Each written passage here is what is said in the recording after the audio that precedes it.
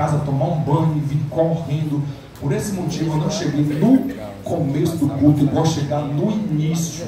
Eu sou pastor de igreja, tá? Eu ensino isso, tá? Eu não gosto dessa questão de o pregador chegar só na hora dele pregar, tá? Eu priso pela chegar no começo juntamente com todos os irmãos para a gente cultuar junto, tá?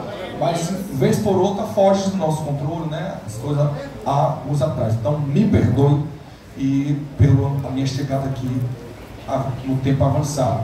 Me faço acompanhado, como já foi apresentado, da minha esposa, nossa irmã Sinara, que está ali conosco, é a minha companheira fiel. É a pessoa mais parecida com Jesus que eu conheço, irmão, tá? É a minha esposa. Só ela para me suportar.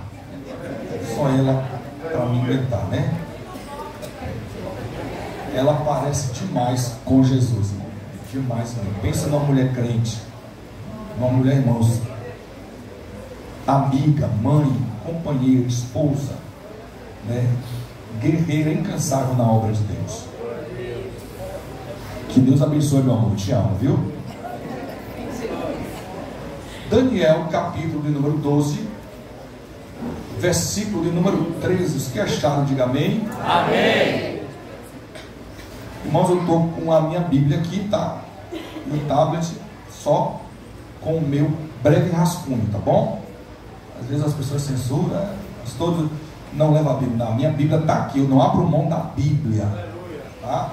Só troquei o papel de fazer esboço pelo papel digital aqui, só para eu fazer algumas anotações. Diz assim: tu, porém, vai até o fim, porque repousarás e estarás na tua sorte no fim dos dias. Só para uma compreensão, eu queria ler o mesmo versículo, mas em uma outra versão, na linguagem de hoje. E você, Daniel, continue firme até o fim. E você, Daniel, continue firme até o fim. Top, né? E ele continua: você morrerá. Não tem como dar glória, tá vendo? Olha o silêncio. Você morrer, mas no fim ressuscitará para receber a sua recompensa. Não parece, mas eu li o mesmo versículo. Tu, porém, vai até o fim, porque repousarás e estará na tua sorte no fim dos dias. Mesmo versículo, só em uma linguagem mais contemporânea. Você, Daniel, continue firme até o fim. Você morrerá, mas no fim ressuscitará para receber a tua recompensa. Amém? Assim glorificando a Deus. Eu fiz questão de ler esse versículo em outra versão para contextualizar, para que também ficasse de forma mais clara a proposta do versículo, a proposta também a qual esse grupo trouxe para este congresso, para esta festividade. Essa questão do fim, irmãos, é algo que mexe muito com todos os seres humanos. Todos nós estamos correndo em busca de chegarmos no fim. O fim faz parte da humanidade. Para tanto, eu preciso dizer que Daniel era um dos nobres cativos de Judá, que foi levado no período do cativeiro babilônico, quando ainda ele era um adolescente. Foi um dos poucos que se destacou dentro do cativeiro e foi reconhecido como o homem mais sábio da Babilônia, ocupando posições privilegiadas. Mas o que mais se destaca na vida de Daniel foi a sua fidelidade ao seu Deus. Isso lhe trouxe muita honra e reconhecimento. E por quê, pastor? Porque aonde Deus for honrado, aquele que honrou a Deus também será honrado. Aonde Deus for honrado, aquele que o honrou também será honrado. A história de Daniel ela nos inspira e nos encoraja, sobretudo nos ensina que não é o ambiente que nos corrompe, pois ele está em Babilônia, mas a sua identidade é de um judeu. Então logo entendemos que o ambiente, o local não nos corrompe.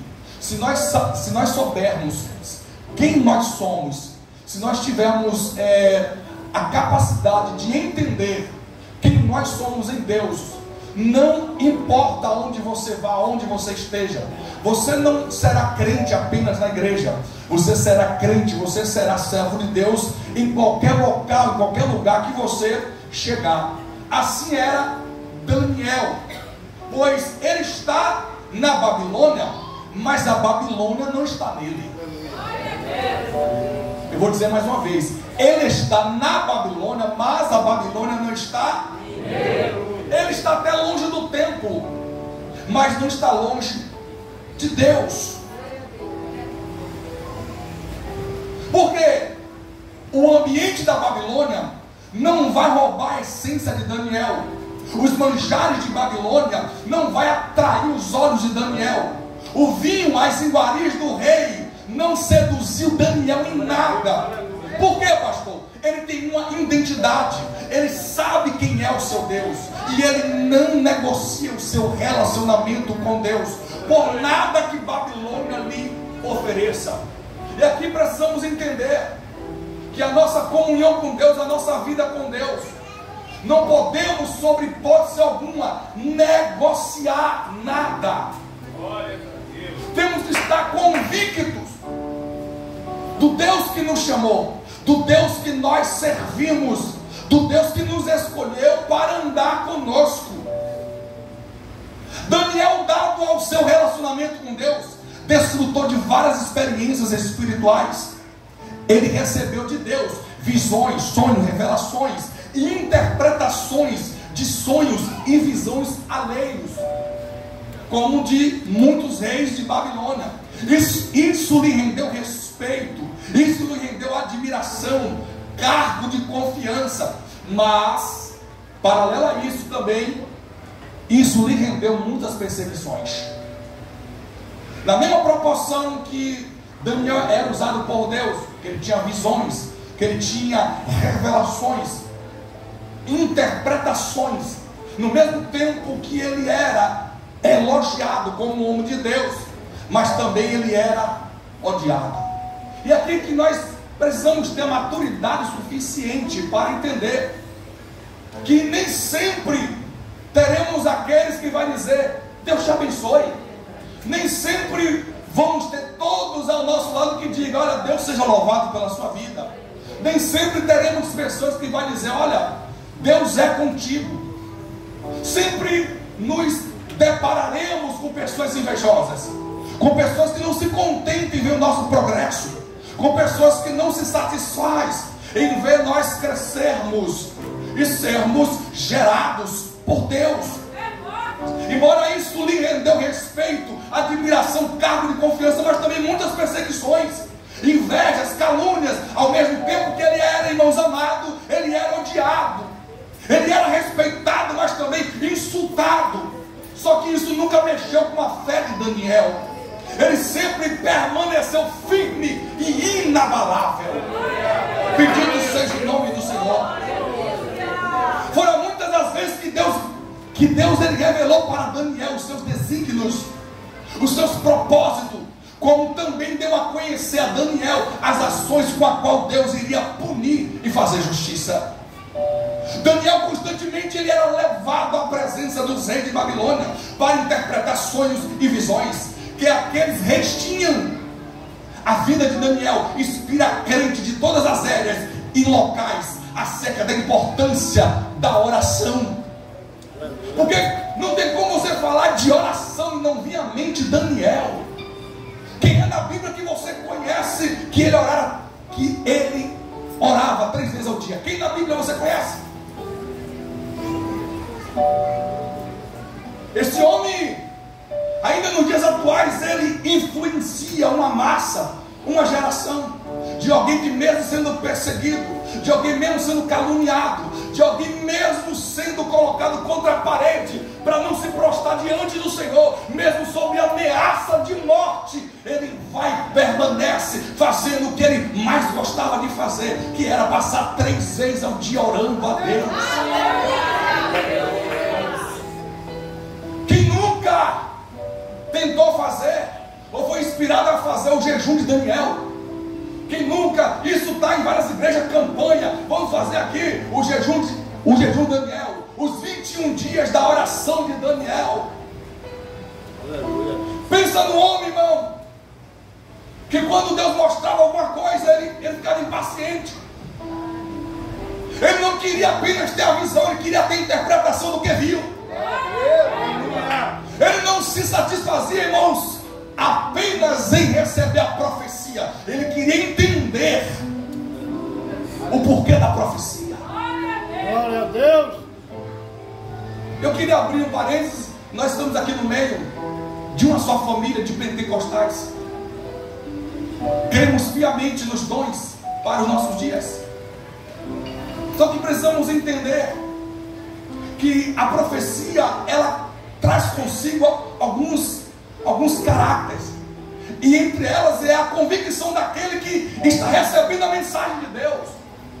É impossível, irmãos, alguém entregar uma profecia e depois ele falar assim: rapaz, eu não lembro o que foi que Deus me falou, mas acabou de entregar. Como assim? Se você perguntasse para Daniel 50 anos depois o que ele viu, ele lembrava. Então, uma coisa que precisa ser entendida: alguém profetizou aí, não lembra o que foi? Não foi Deus. Porque Deus não rouba a nossa consciência. Deus, ele fala com o nosso espírito.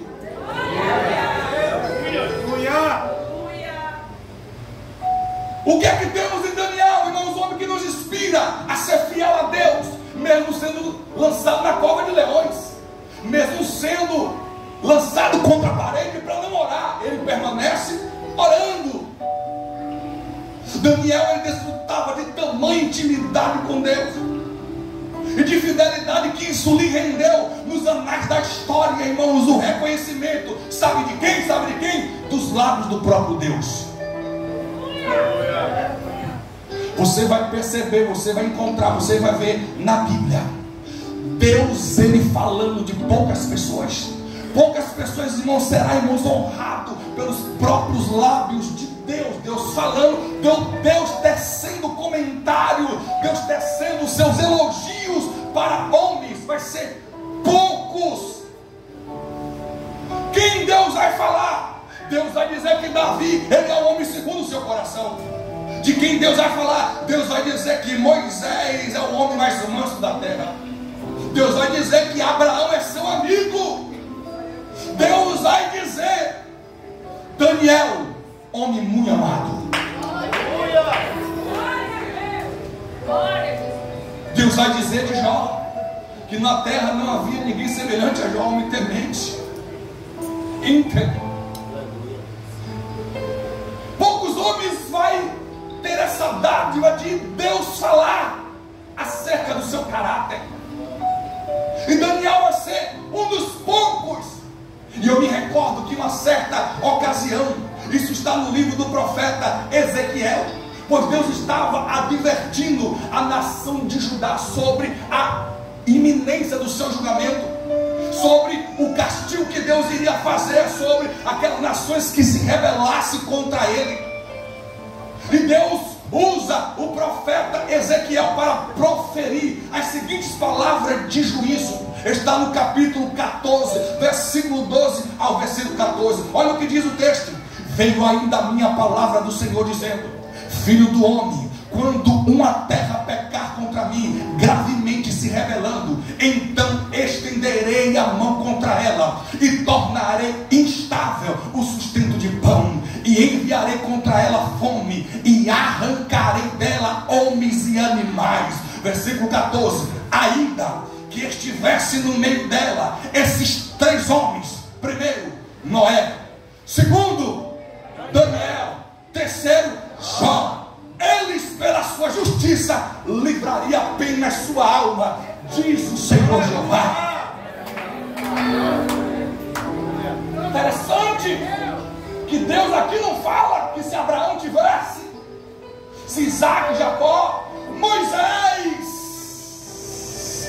Davi, mas Daniel está aqui. A nação que Deus subjugasse e fosse punir, ainda que chegasse nessa nação, no meio desse povo, esses 3 homens de Deus aqui, Noé, Jó, Daniel. Olha Daniel aqui, irmãos. O Senhor Deus continua proferindo justiça e juízo para cada cidade, para cada nação que pecasse contra ele, mas continua dizendo que ainda que nessa cidade estivesse 3 homens, Noé, Daniel e Jó, somente esses 3 homens se salvariam. Glória a Deus. Agora tem uma parte que temos que nos preocupar muito em sermos usados por Deus, porque existe uma grande diferença entre, irmãos, o homem que é usado por Deus e o homem que Deus usa. Pastor, não é a mesma coisa? Não, a diferença é grande do homem que é usado por Deus e o homem que Deus usa. Pois o homem que é usado por Deus é aquele que tem um relacionamento com Deus, é aquele que desfruta de uma comunhão de intimidade. Pastor, e quem é pastor? O homem que Deus usa é casual, é na ausência de alguém, só tem ele, vai ele. Aleluia. E aqui que essa geração precisa aprender a diferenciar entre homem de Deus e o santo homem de Deus. Aleluia. Tem gente que Deus usa, só tem ele, só tem ela. Vou usar, porque Deus quer falar. Só que tem gente, tem outras pessoas que desfrutam de uma intimidade, uma comunhão com Deus. E esse vai andar com Deus, e esse sempre nutrirá esse relacionamento com Deus. É fácil perceber quem são eles. Mas uma coisa que às vezes podemos ser surpreendidos é que, embora possamos ser a mulher usada por Deus, o homem usado por Deus, só que nem sempre Deus vai falar tudo. Só que nem sempre Deus vai querer revelar tudo. Não, pastor, não. E o profeta Eliseu que o diga. Veio a sunamita, o seu filho morto, e ela vinha falar. Então o profeta Eliseu mandou Geazi ir até ela. Ela pergunta para aquela mulher o que é que ela tem. Ela chega para Geazi e diz: olha, vai tudo bem. E quando ela chega até o profeta Eliseu, ele percebe que ela está angustiada. Só que, irmão, que o profeta vai dizer algo que poucas pessoas hoje teriam coragem. Ela está assim: mas o Senhor me ocultou, o Senhor não me falou nada. Porque é difícil para a nossa geração encarar isso de frente, que nem sempre Deus vai mostrar, que nem sempre Deus vai revelar. Mas não é homem de Deus, mas Deus quis se calar. Eliseu passou por isso, teve experiência de ser usado muito por Deus, mas teve um dia que Deus disse: não vou falar nada para ele. E aí precisamos entender que nem sempre Deus vai falar, Deus vai usar. Então, pelo amor de Deus, não podemos criar profecia, não podemos inventar revelações nem visões. Às vezes algumas pessoas me ligam: pastor, ore por mim. E a gente está ali no telefone orando. Ô pastor, Deus não mostrou nada não?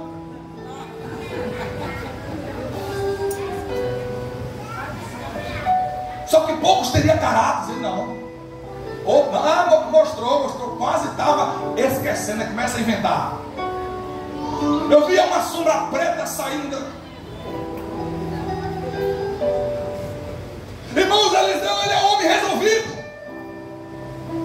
E Daniel vai ter essa experiência com Deus, que embora Deus sempre está abrindo a visão dele, interpretando o sonho dos outros, visão dos outros. Deus está mostrando para ele.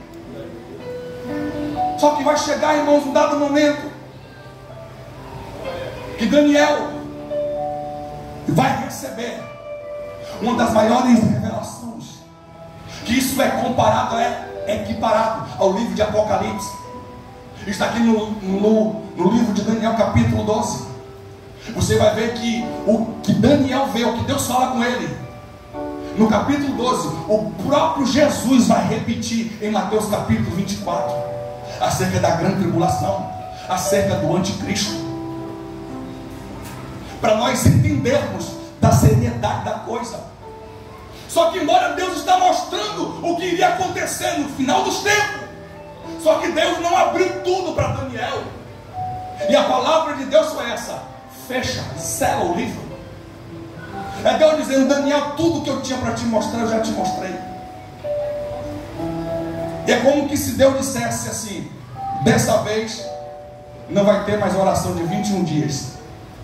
Porque quando Daniel tinha dúvida, quando Daniel queria entender acerca do cativeiro, os 70 anos, ele orou 21 dias para Deus explicar para ele até quando iria durar aquele cativeiro. Só que para o período do fim, ele queria saber: Senhor, quando e como serão estas coisas? Deus disse: Daniel, sela.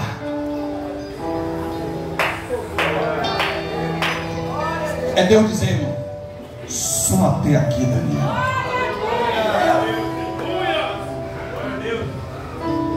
Mas Daniel vai ficar sem a resposta? Não. Mas tão somente ele vai ter as informações que Deus vê que é necessário ter. Ele vai ter as confirmações daquilo que Deus sabe que ele necessitaria ter. O texto base para esse congresso, para essa festividade, é o versículo 13.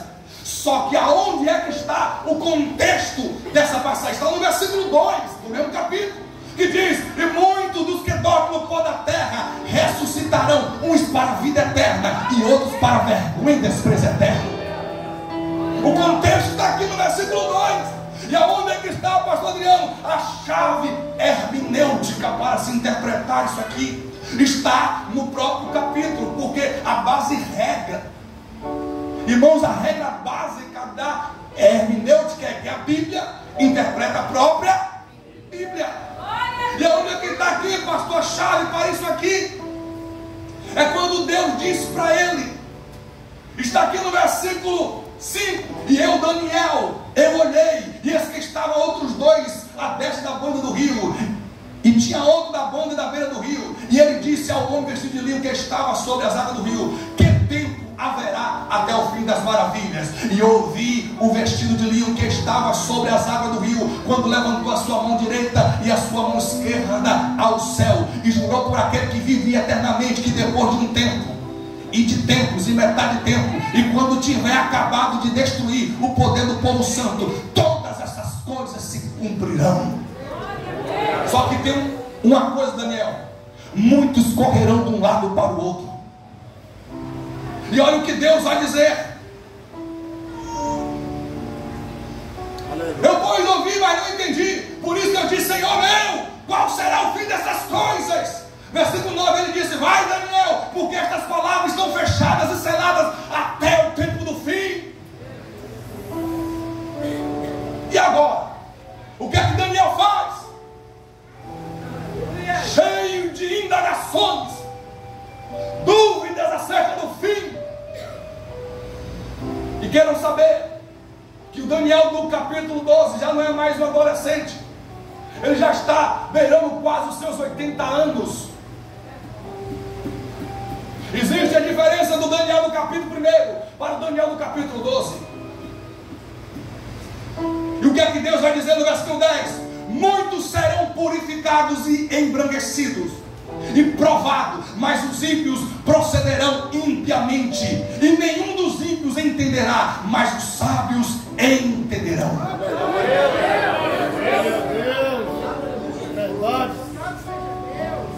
E cria-se uma expectativa em Daniel: ele vai me revelar, ele vai dizer como é que tudo vai acabar. Só que diferente da expectativa de Daniel em saber como tudo se findaria, Deus vai falar uma palavra para Daniel. E aqui eu queria ser bem claro, que o que Deus fala para Daniel, que é o tema dessa festa, não foi uma promessa. Deus não prometeu para Daniel: Daniel, tu vai. A expressão do texto aqui é uma condição. Não está falando de uma promessa.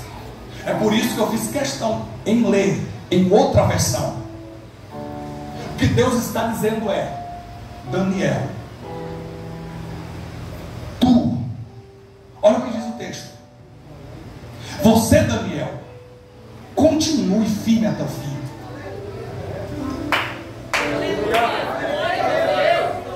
Não é Deus tomando a responsabilidade, é Deus dizendo: ei, Daniel, a responsabilidade continua sendo tua.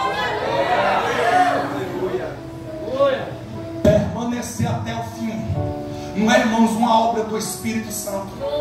Permanecer, resistir até o fim, não é uma obra que os anjos farão em nós, mas é uma responsabilidade, é uma decisão minha.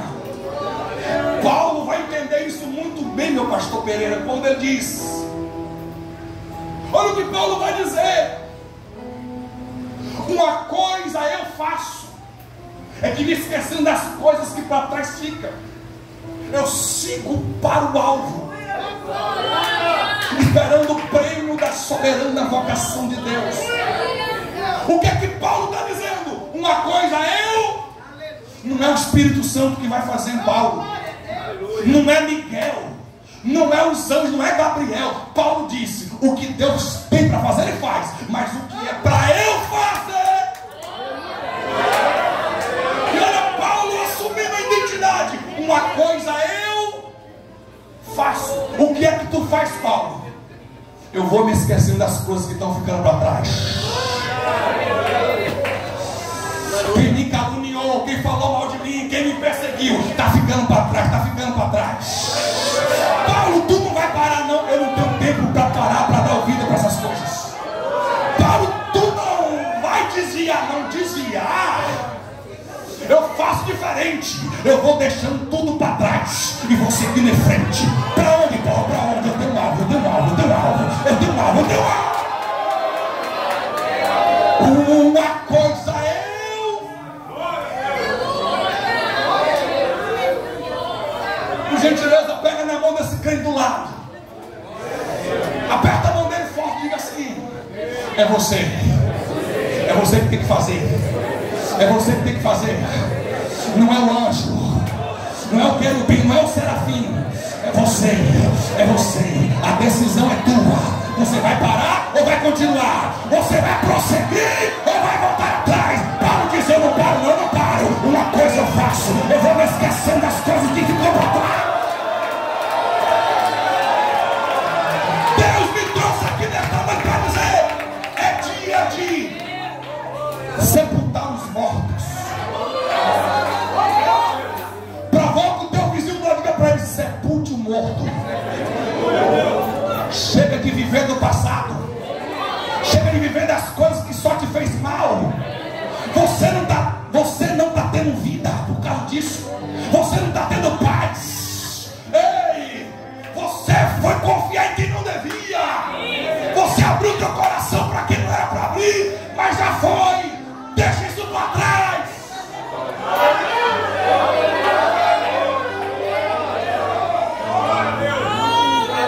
Os discípulos chegaram para Jesus e disseram: mestre, degolaram João Batista na prisão, estão indo sepultar o corpo dele.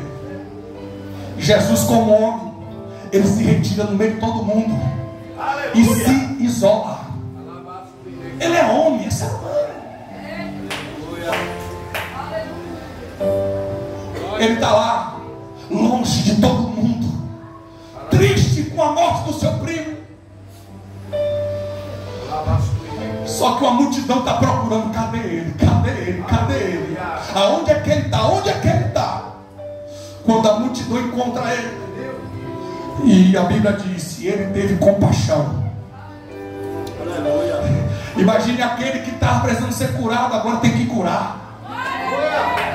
Aquele que estava chorando pela morte do primo vai ter que enxugar lágrimas. E é justamente isso. Você sabe o que é que Jesus disse? Eu não posso fazer mais nada por João. O que eu poderia fazer era em vida. Morreu, está sepultado. Eu sei qual é o destino dele. Tem muita gente precisando de mim. Tem muita gente precisando do meu sorriso. Tem muita gente precisando da minha lei. Enquanto você está chorando, tem gente precisando do teu sorriso. Enquanto você está triste, angustiada, depressiva, tem gente precisando do teu abraço, do teu aperto de mão. É noite de sepultar os mortos. Segue a sua vida. Esquece o que ficou para trás. Aleluia. Aleluia. Eu sinto a presença dele nesta noite. Ele está na casa.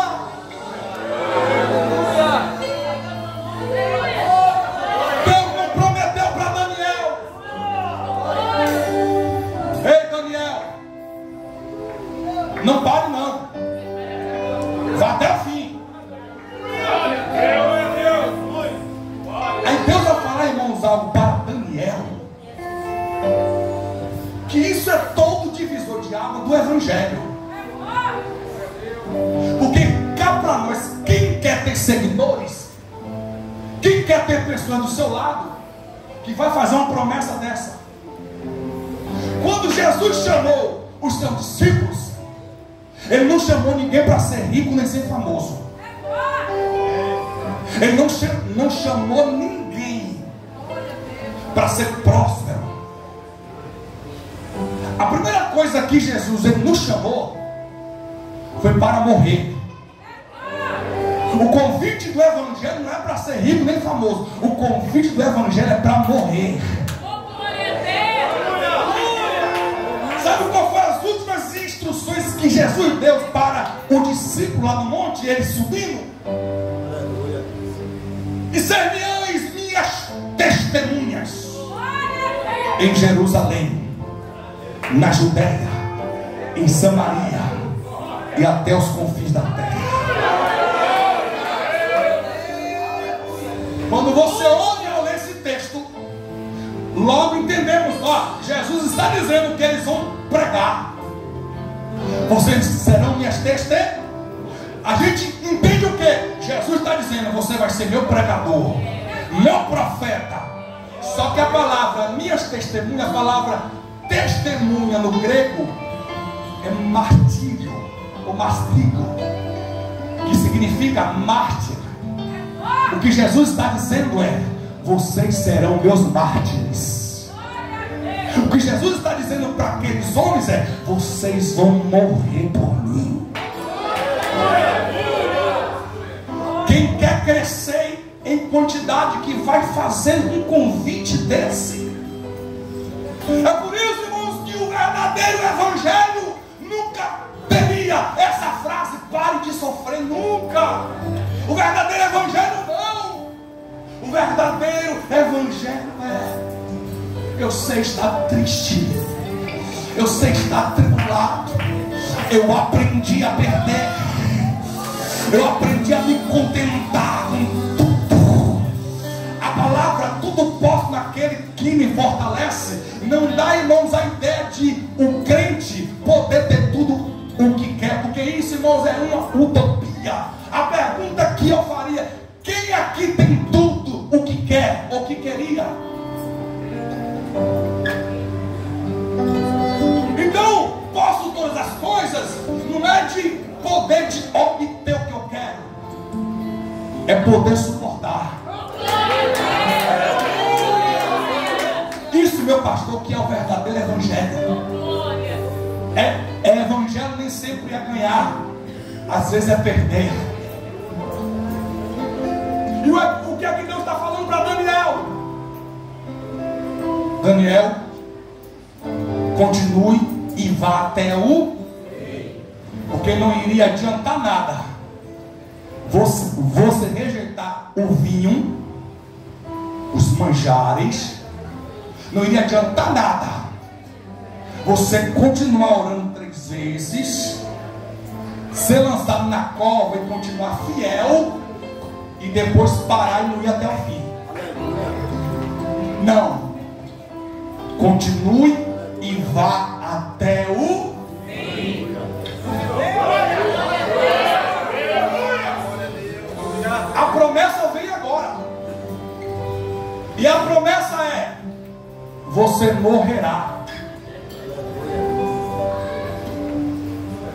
Você morrer quando? Por esses dias. Só que tem um porém. No fim dos tempos, aí é que está o lindo. Você vai ressuscitar, Daniel. Ressuscitar para quê, Deus? Para receber a tua recompensa. Para receber o quê? A tua recompensa. Mas a recompensa é só para quem permanece, suporta, enfrenta a dificuldade, deixa as coisas para trás e prossegue para o alvo. Por quê? Porque temos uma linha de chegada, o fim de todas as coisas, para termos o que, irmão, da nossa recompensa. Mas até Daniel, mesmo Daniel, para receber a promessa da recompensa, tinha condição. Qual a condição? Ele tem que chegar até o fim. Por quê? Porque só os fracos ficam no meio do caminho. Por quê, pastor? Só os fracos desistem. Chegar até o fim deve ser a nossa meta, deve ser a meta de todo cristão na nossa caminhada de fé rumo ao céu. É comparada com um corredor em uma maratona, em um lutador em competição. Vemos este exemplo na primeira carta de Paulo, no seu capítulo número 9, versículo 24 ao 27. Olha o que Paulo diz: não sabeis vós que os que correm no estádio, todos na verdade correm, mas um só leva o prêmio? Correi de tal maneira que alcancei. Todo aquele que luta de tudo se abstém. Eles os fazem para alcançar uma coroa corruptível, nós, porém, uma incorruptível. Pois eu assim corro, não como coisa incerta, assim combato, não combatendo no ar, antes subjugo meu corpo, e eu reduzo a servidão, para que pregando aos outros, eu mesmo não venha de alguma maneira ficar reprovado. Aleluia. Aleluia. Sabe o que é que Paulo está dizendo? Que numa maratona, num estádio, tem vários competidores para competir uma corrida. E Paulo está dizendo lá: aleluia, só um ganha o prêmio. Aleluia. Só um ganha o. Graças a Deus que no Evangelho não é assim. Não é só para um, é para todos que permanecer fiel até o fim. Cá para nós, que graça teria a gente ter deixado tudo, 20 anos de crente, 30 anos de crente, aí a gente vai ficando velhinho, né? Aí as forças não é mais a mesma. Aí vem o jovem mais forte, e ele chega e a gente fica para trás. Ó, vocês não vão entrar no céu não, porque vocês ficaram fraquinhos. Isso numa competição é assim. Quem é que ganha o prêmio? Quem chega em primeiro. Ele sobe no pódio. Aí Paulo vai dizer: só que a coroa que eles ganham é de folha de ouro. Com o tempo vai aparecer, com o tempo vai desaparecer. Aí Paulo está dizendo: nós, aleluia, eles correm, mas só um ganha. E o que ganha, com o tempo acaba. Nós corremos e todos chegaremos no fim. É aqui que Paulo fala para o jovem Timóteo: Timóteo, o fim da minha partida está chegando. Oh, glória. O fim da minha carreira está se aproximando. Só que tem uma coisa, Timóteo: eu combati o bom combate, encerrei a carreira e guardei a fé. Aí Paulo conclui: desde agora a coroa da justiça me está guardada, mas não somente para mim, mas para todos quantos esperam, amam pela vida do Senhor Jesus Cristo. Na Fórmula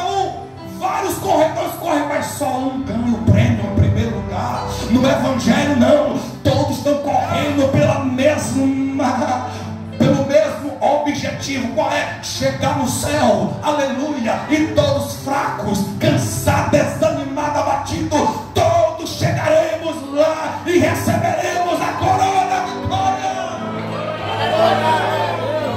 Paulo traz essa mentalidade para dentro do reino de Deus, entendendo que os vitoriosos são sempre os que chegam até o fim. Irmão, quem é vitorioso é quem chega em primeiro. Isso é aqui na terra. Vitorioso, irmãos, aqui é quem adentra para um ringue e quem bateu mais e derrubou o outro. Aqui no mundo, vitorioso é quem derruba o outro. Mas no reino, vitorioso é todos aqueles que não desistem e vai até o fim. Pastor, e se eu chegar por último? Eu vou falar, mas pelo amor de Deus, você acredita que tem que gostar, dá glória. Pastor, e se eu chegar por último? Foi Jesus que disse, não foi o pastor Pereira. Ele disse que os últimos serão os primeiros.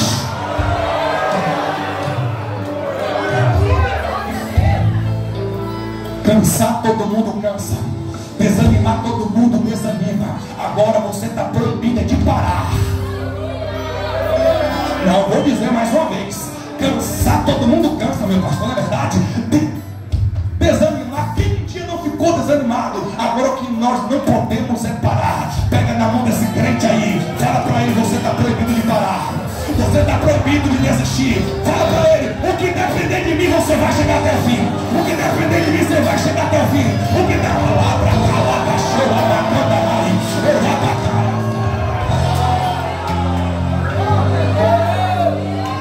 quando os judeus estavam fora de Jerusalém, eles tinham que regressar para Sião, e com medo dos salteadores. E para chegar, irmãos, em Sião, tinha um vale chamado o Vale de Baca. Só que esse vale, em tempo de chuva, ficava atolado. E muitos diziam assim: eu não vou conseguir, eu não vou conseguir passar. Só que o escritor do Salmo diz que eles iam de força em força, de força em força, de força em força. E assim todos chegavam em Sião. E assim todos chegavam em Sião. Como, pastor? De força, hein? Vem cá, meu amigo, vem cá. Vem cá, meu pastor, por gentileza. Eles iam, mas só que tinham o Vale de Baca.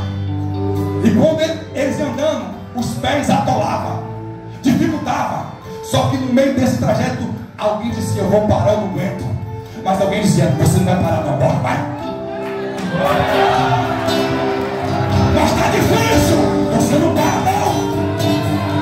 Não dá para aguentar, você não vai parar. Mas bateram para ver a queda, mas a calúnia foi para me matar, mas você não vai parar, não vai parar. E assim todos chegavam em Sião, assim todos chamavam.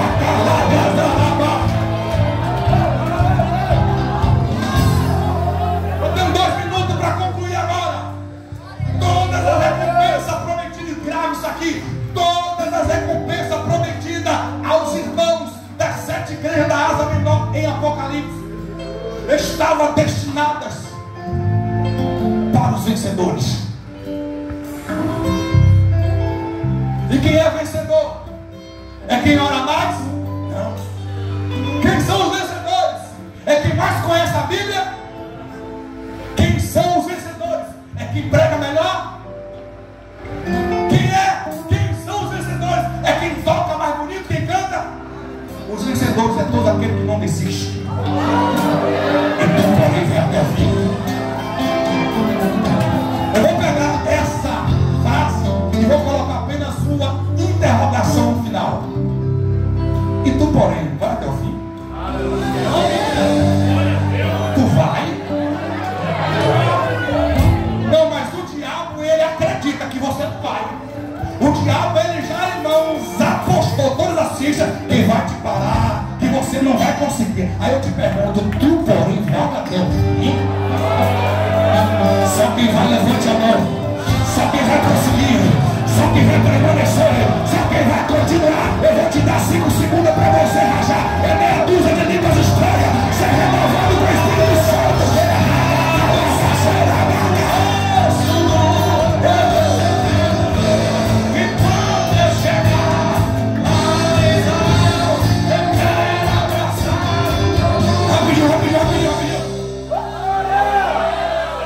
Para 7 igrejas tinha recompensa no final. Mas para todas as igrejas tinha uma condição. Qual a condição? Qual a condição? Ao que vencer, darei do ano escondido. Ao que vencer, darei um novo nome. Ao que vencer, farei coluna do meu Deus.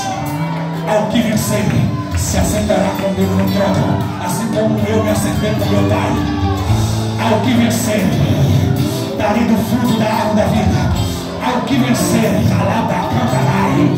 Não é para perdedor, não é para derrotado, não é para quem para, não é para quem, é para quem vencer, é para quem vencer. Deixa eu ver se eu estou na igreja de vencedores que não para, vou te alabar, segura.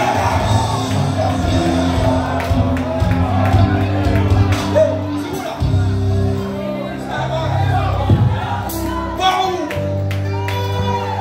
a igreja de Corinto está passando por um processo doutrinário. E os irmãos ali não estão crendo e não tem mais esperança. Ora, a gente vai morrer. E aí? Porque, irmãos, a crença dos saduceus estava adentrando o centro da igreja. Qual? Que não há ressurreição. E tem muitos irmãos acreditando nisso. Então logo morreu, acabou. Aí Paulo, peraí, eu recebi do Senhor que eu vos ensinei, que o Senhor Jesus, ele ressuscitou segundo o Evangelho. Segundo o Evangelho, é o Evangelho. Ele morreu e ao terceiro dia ele ressuscitou segundo o Evangelho. E foi visto pelos 11. Foi visto por Tiago. Foi visto por cerca de 500 pessoas. Foi visto por Cefas. Aí Paulo disse, por último, eu também vi que ele apareceu a mim como um abortivo. E aí, Paulo? E aí? É que se não há ressurreição dos mortos, o que é que a gente está fazendo aqui na igreja? É que se os mortos não ressuscitam, por que paramos de pular carnaval? Se não há ressurreição, por que paramos de tomar cachaça? Assim são os que não têm esperança. Mas a igreja, aí Paulo disse, se cremos que Jesus morreu, temos que crer que ele também ressuscitou. Porque se ele não ressuscitou, é vã, número 1, a pregação, número 2, a nossa fé. O que nos diferencia de todas as religiões é a promessa de um dia vamos morrer. Mas no ressoar da última trombeta, Alabracandarai, no ressoar da última trombeta, os mortos ressuscitarão incorruptível e os vivos serão arrebatados. Ei, Coríntios, se não há ressurreição, vocês estão fazendo o que na igreja? Vocês estão como todos que não têm esperança. Aí Paulo, quando chega no versículo 51, ele vai finalizar isso e vai dizer, eis que vos digo um mistério. Na verdade, nem todos nós morreremos, mas seremos transformados. Quando, Paulo? Em um momento. Como vai ser, Paulo? Não abrir e fechar de olhos. Qual momento? No ressoar da última trombeta. Aí ele diz, porque a trombeta soará e os mortos ressuscitarão incorruptíveis e nós seremos transformados. Aí ele continua, porque convém que isto que é corruptível se revista em incorruptibilidade, e isto que é mortal se revista em imortalidade. E quando isso que é incorruptível se revestir na incorruptibilidade, e isso que é mortal se revestir na imortalidade, cumpre-se a palavra que está escrita. Qual, Paulo? Tragada foi a morte, a vitória. Onde está, ó morte, o teu aguilhão? Onde está, ó inferno, a tua vitória? O aguilhão do inferno é a morte, e a força do pecado é a lei.